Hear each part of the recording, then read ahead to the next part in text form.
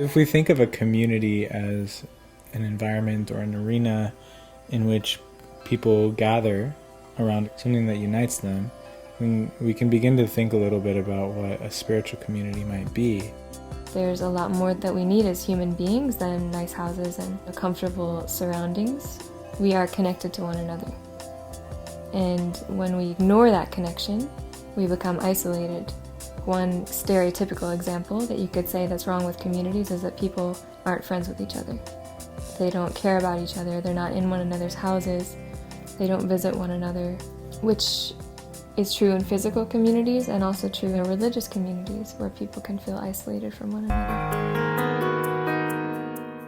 We started thinking about moving to this area in Durham soon after we got married. We felt like there was a lot we could learn by moving to this particular area in Durham, and really a compassion that had grown in both of us, an appreciation of the fact that there's still poverty and difficulties in what we consider the most prosperous nation in the world. We had had experience in this program called the Junior Youth Spiritual Empowerment Program. Maybe 10 to 15 middle school age kids could come together on a weekly basis to have a supportive social space.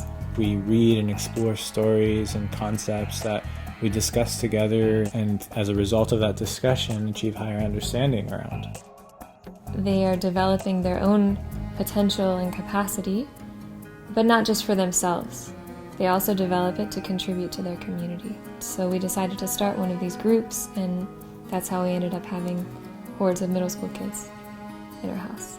Going into this type of work, it's very easy for somebody's mindset to be, oh, I'm going to be of service to these people, and so I am me and they are they.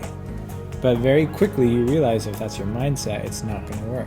The biggest challenge was my own attitude towards the kids and being able to really treat them as I would like to be treated and figure out how to help them reach higher standards while preserving their dignity without being forceful or disciplinary.